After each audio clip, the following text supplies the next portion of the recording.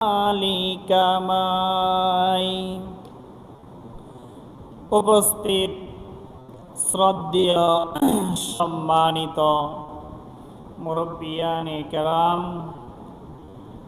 সমবেত কলিজার টুকরা প্রাণ প্রিয় মুসলিয়ানে কেরাম, পবিত্র জুমার দিনে আল্লাহ রাব্বুল আলামিন সালাতুল জুমআ আদায় করার জন্য আল্লাহ তাআলার তার ঘরে আমাদেরকে আগে আগে এসে উপস্থিত হওয়ার তৌফিক দান করেছেন। এজন্য শুকরিয়া আদায় করে সকলেই বলি আলহামদুলিল্লাহ। সম্মানিত মুসল্লিয়ানে কেরাম, অধম আপনাদের সামনে পবিত্র এই জুমার দিনে সালাতুল জুমার পূর্বে সূরা বাকারার 38 নম্বর আয়াত এবং তৎসংশ্লিষ্ট হাদিসে পাক থেকে সময়ের এই সংক্ষিপ্ত পরিসরে যতটুকু সম্ভব আলোচনার নিয়োগ করেছি। আল্লাহ রাব্বুল আলামিন আমাদেরকে কুরআন এবং হাদিসের দিক নির্দেশনা অনুযায়ী আমাদের জীবন পরিচালনা করার তৌফিক দান করেন। সকলেই বলি আমিন। সম্মানিত মুসল্লিয়ানে কেরাম, চলুন কাল বিলম্ব না করে কুরআন এবং হাদিসে পাকের সেই মহামূল্যবান আলোচনায় আমরা প্রবেশ করি। সকলেই বলি আউযু বিল্লাহি মিনাশ শাইতানির রাজিম। বিসমিল্লাহির রাহমানির রাহিম। কুলনা বিতু মিনহা জামিআ ফাইম্মা ইয়াতিয়ান্নাকুম মিন্নি হুদান ফামান তাবিআ হুদায়া ফালা খাউফুন আলাইহিম ওয়ালা হুম ইয়াহজানুন। সূরা বাকারা আয়াত নাম্বার 38। আল্লাহ রাব্বুল আলামিন আয়াতে কারিমার মধ্যে বলেন, কুল নাহবিতু মিনহা জামিআ। আল্লাহ তাআলা বলেন যে হে আদম, হে হাওয়া এবং তোমাদের সন্তানাদি যারা, এখানে আল্লাহ রাব্বুল আলামিন ইহবিতু শব্দটা ব্যবহার করেছেন। ইহবিতু এটা হলো বহুবচনের একটা সিগা, মানে তোমরা তোমরা মানে এটা দুইয়ের অধিক বোঝানো হয়। তাহলে ইহবিতু বহুবচনের সিগা, দুইয়ের অধিক। এখানে আদম আলাইহিস সালাম মা হাওয়া তারা দুইজন। তাহলে আল্লাহ তাআলা বহুবচন আরবিতে যেই শব্দটা দুইয়ের অধিক বোঝায় এরকম শব্দ আল্লাহ তাআলা এখানে ব্যবহার করেছেন।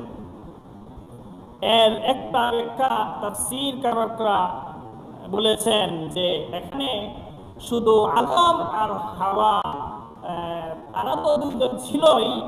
আদম আলাইহিস সালামের পৃষ্ঠ দেশে কিয়ামত পর্যন্ত যত মানুষ দুনিয়ার মধ্যে আসবে, সকল মানুষ এই আদম আলাইহিস সালামের পৃষ্ঠ দেশে তখন ছিল, যা আল্লাহ তাআলা দেখতেছিলেন।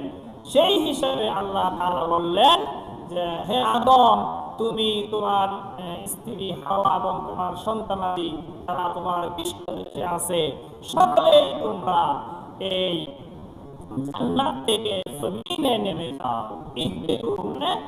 তোমরা জমিনের মধ্যে অবতরণ করো, সকলে তোমরা জমিনে অবতরণ করো। আদম আলাইহিস সালাম জান্নাতে ছিলেন, আম্মা হাওয়া জান্নাতে ছিলেন।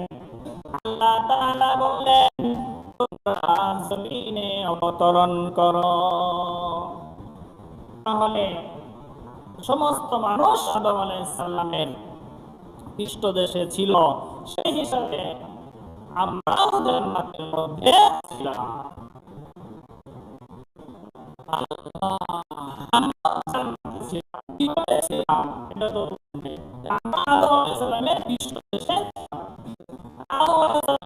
আব্বা, আমরা আমাদের বাবার বাড়ি হলো জান্নাত। জান্নাত থেকে আমরা দুনিয়ার মধ্যে এসেছি, আবার পরিশেষে জান্নাতে যাব। মাঝখানে কয়েকদিন এই দুনিয়ার মধ্যে আমাদের অবস্থান। ভাইরা আমার, আদম আলাইহিস সালাম চিন্তিত হয়ে গেলেন যে জমিনে অবতরণ করব, কি বিপদ আপদ সামনে আসে নাকি, পেরেশান হয়ে গেলেন। আল্লাহ রাব্বুল আলামিন পেরেশানি দূর করে দিয়ে বলে দিলেন, হে আদম, কোনো পেরেশানি নাই, চিন্তার কারণ নাই। শোনো, আল্লাহ তাআলা বলেন, فَإِمَّا يَأْتِيَنَّكُم مِّنِّي هُدًى فَمَن تَبِعَ هُدَايَ فَلَا خَوْفٌ عَلَيْهِمْ وَلَا هُمْ يَحْزَنُونَ। আল্লাহ রাব্বুল আলামিন বলে দিলেন, আদম, পেরেশানির কোনো কারণ নাই, জমিনে অবতরণ করো, কেননা জমিনে তোমরা সবাই বসবাস করবে। যখন মিন্নি হুদা, আমি আল্লাহর পক্ষ থেকে জমিনে যখন কোনো হেদায়েত তোমাদের কাছে যাবে, তোমার কাছে, তোমার সন্তানের কাছে যখন আমার আল্লাহর পক্ষ থেকে কোনো হেদায়েত যাবে, তখন এই হেদায়েতটাকে তোমরা আমার আল্লাহ, আমি আল্লাহর পক্ষ থেকে যে হেদায়েত জমিনে যাবে, সেটা তোমরা জমিনে থেকে এই আমার হেদায়েতকে তোমরা আঁকড়ে ধরবে, আমার হেদায়েতকে তোমরা গ্রহণ করবে। আমার হেদায়েতটাকে যদি তোমরা গ্রহণ করো, আল্লাহ তাআলা বলেন, ফালা খাউফুন আলাইহিম ওয়ালা হুম ইয়াহজানুন। জমিনে আমার পক্ষ থেকে যখন কোনো হেদায়েত যাবে, আর এই হেদায়েত যদি তোমরা গ্রহণ করো, তাহলে তোমাদের কোনো পেরেশানি নাই, কোনো চিন্তা নাই। সুবহানাল্লাহ। অতএব সম্মানিত ভাইরা, আমরা জমিনে এসেছি, আল্লাহ তাআলার পক্ষ থেকে হেদায়েত আমাদের মাঝে যে হেদায়েত এসেছে, এইটাকে আমাদের গ্রহণ করতে হবে। হেদায়েত যদি আমরা গ্রহণ করি, তাহলে আমাদের কোনো পেরেশানি নাই। বাবার বাড়ি জান্নাত থেকে এসেছি, দুনিয়াতে কেন আসলাম? এই যে আল্লাহর পক্ষ থেকে হেদায়েত আসবে, এইটাকে আমরা যেন গ্রহণ করতে পারি, এই জন্য আসছি, হেদায়েত গ্রহণ করার জন্য আসছি। হেদায়েতটা যদি গ্রহণ করি, তাহলে আবার বাবার বাড়ি জান্নাতে, হেদায়েত গ্রহণ করলে আবার বাবার বাড়ি জান্নাতে আমরা চলে যাব। সুবহানাল্লাহ। তাহলে বোঝা গেল, জান্নাত থেকে আমরা এসেছি, আবার জান্নাতে যাব। মাঝখানে কয়েকদিন দুনিয়ার মধ্যে থাকলাম, আসলাম। কেন আসলাম? এটা উদ্দেশ্য হলো আল্লাহর পক্ষ থেকে যে হেদায়েত আসবে, হেদায়েতের বাংলা হলো এই পথ প্রদর্শন, দিক নির্দেশনা। হেদায়েত শব্দের বাংলা পথ প্রদর্শন, দিক নির্দেশনা। আল্লাহ তাআলার পক্ষ থেকে যে পথ প্রদর্শন, দিক নির্দেশনা, হেদায়েত অর্থাৎ আল্লাহর নির্দেশ, আল্লাহ তাআলার পক্ষ থেকে যে পথ দর্শন এগুলা আসবে, এগুলা আমরা গ্রহণ করার জন্য আমরা দুনিয়াতে আসছি। যদি গ্রহণ করি তাহলে আবার বাবার বাড়ি জান্নাতে যেতে পারবো। আর যদি হেদায়েত গ্রহণ না করি তাহলে বাবার বাড়িতে আর গিয়ে ওঠা যাবে না। আল্লাহ, ভাইরা আমার, আমার বাবার বাড়ি থেকে দুনিয়ার মধ্যে মনে করেন কোনো কারণ কোনোভাবে আমাকে বাড়ি থেকে, আমার বাবার বাড়ি থেকে আমার দুনিয়ার মধ্যে দুনিয়ার কথা বলতেছি, দুনিয়ার মধ্যে কেউ জুলুমবাজ, কেউ আমার বাবার বাড়ি থেকে আমাকে বের করে দিল, বের করে দিছে। এখন যদি আমি আমার বাবার বাড়িতে আবার দখল নিতে চাই, বাবার বাড়িতে যদি উঠতে চাই, তাহলে আমাকে কিছু প্রস্তুতি নিয়ে সেখানে যাইতে হবে। শুধু গিয়া বললেই হবে না। কি বলেন? শুধু গিয়া বললেই হবে যে এটা আমার বাড়ি, এটা আমার বাড়ি, এখানে আমাকে থাকতে দেওয়া হোক। এটা যদি বের করে দেয় তাহলে শুধু মুখে বললেই হবে না, এর জন্য কিছু এই দলিল, কিছু কাগজপত্র এগুলো নিয়ে যদি যায় তাহলে আর কেউ বাধা দিবে না, আর না হলে বাধা দিতে পারবে না। এইরকম আল্লাহ তাআলা দুনিয়ার মধ্যে আমরা আসছি, হেদায়েত নিয়ে যদি যাইতে পারি তাহলে জান্নাতে বাবার বাড়িতে প্রবেশ করতেও আমাদেরকে আর কেউ বাধা দিবে না, জান্নাতে আমরা প্রবেশ করতে পারবো। আর যদি হেদায়েত গ্রহণ না করি তাহলে তো আর কোনো দলিল নাই, বাড়িতে যাইতে পারবো না। তখন হচ্ছে অন্য জায়গা জাহান্নাম, সেখানে যাইতে হবে। মুহতারাম হাজিরিন, এই জন্য এই হেদায়াত আমরা গ্রহণ করে দুনিয়া থেকে আমাদেরকে যেতে হবে। হেদায়াত হলো আল্লাহ তাআলার হেদায়াত, আমাদেরকে গ্রহণ করতে হবে। এই একটা বিশ্লেষণ আবার আল্লাহ রাব্বুল আলামিন অন্য সূরাতে আল্লাহ তাআলা ব্যাখ্যা করেছেন। আল্লাহ রাব্বুল আলামিন 14 নম্বর পারা সূরা আন-নাহাল আয়াত নাম্বার 97, যে হেদায়েত আমাদের গ্রহণ করতে হবে। হেদায়েত কিভাবে গ্রহণ করব এটা আল্লাহ তাআলা আরো স্পষ্টভাবে বলে দিয়েছেন, যে হেদায়েত গ্রহণ করতে হবে সেটা আল্লাহ তাআলা বিস্তারিত বলে দিয়েছেন। সেটা হলো 14 নম্বর পারা সূরা আন-নাহাল আয়াত নাম্বার 97। আল্লাহ রাব্বুল আলামিন বলে দিলেন, খুলে খুলে বলে দিলেন, হেদায়েত গ্রহণ করবে হলো এইভাবে যে মান্না আমিলা সলিহান মিন যাকারিন আও উনসা ওয়া হুয়া মুমিনুন ফালানুহইয়ান্নাহু হায়াতান তাইয়্যিবা ওয়ালানাজজিয়ান্নাহুম আজরাহুম বিআহসানি মা কানু ইয়ামালুন। ভাইরা আমার, যে আয়াত তেলাওয়াত করলাম এটা হলো সূরা নাহাল 97 নম্বর আয়াত। আল্লাহ রাব্বুল আলামিন এই আয়াতের মধ্যে দিয়েছেন মান আমিলা সলিহা মিন যাকারিন আও উনসা, পুরুষ উনসা মহিলা, পুরুষ মহিলা, আল্লাহ তাআলা বলেন পুরুষ মহিলা যারাই আমিলা সলিহা ওয়া হুয়া মুমিন, ঈমান আনয়ন করে, পুরুষ মহিলা যারাই নেক আমল করবে, আল্লাহ তাআলা বলেন ফালানুহইয়ান্নাহু হায়াতান তাইয়্যিবা।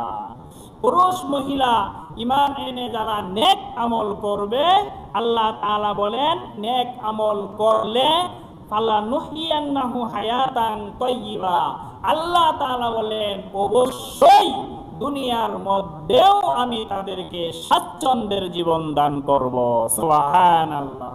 ফালানুহইয়ান্নাহু হায়াতান তাইয়্যিবা, হায়াতান তাইয়্যিবা মানে আরাম আয়েশের জীবন, স্বাচ্ছন্দ্যের জীবন দুনিয়ার মধ্যে আমি আল্লাহ তাদেরকে দান করব।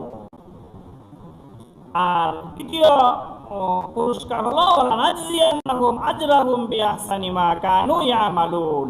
আর আখিরাতে তাদের নেক আমলের সওয়াব বহুগুণ বৃদ্ধি করে আখিরাতে আমি তাদেরকে দান করব, জান্নাতের আকারে তাদেরকে এই বহুগুণ বৃদ্ধি করে নেক আমলের পুরস্কার জান্নাতের মাধ্যমে তাদেরকে আখিরাতে দান করব। সুবহানাল্লাহি ওয়া বিহামদিহি সুবহানাল্লাহিল আযীম। তাহলে মুহতারাম হাজিরিন, আল্লাহ তাআলা বললেন হেদায়েত গ্রহণ করা মানে নেক আমল করা। নেক আমল যদি আমরা করি দুনিয়ার মধ্যেও আল্লাহ তাআলা স্বাচ্ছন্দ্যের জীবন দিবেন, আর আখিরাতেও আল্লাহ তাআলা জান্নাত দান করবেন। সুবহানাল্লাহ। তাহলে হেদায়াত আল্লাহ তাআলা বললেন যে আমার পক্ষ থেকে হেদায়াত আসলে সেটা গ্রহণ করবে। হেদায়াত গ্রহণ করা মানে ঈমান এনে নেক আমল সম্পাদন করা। নেক আমল সম্পাদন করলেই, ঈমান এনে নেক আমল সম্পাদন করলেই আল্লাহ তাআলা দুইটা বিষয়, একটা হলো ঈমান আনা, আরেকটা হলো নেক আমল সম্পাদন করা। ঈমান এনে নেক আমল সম্পাদন করলেই দুনিয়াও আল্লাহ তাআলা ইজ্জতের জীবন দিবেন, স্বাচ্ছন্দ্যের জীবন দিবেন, আর আখিরাতে আল্লাহ তাআলা বাবার বাড়ি জান্নাত ফিরাইয়া দিবেন।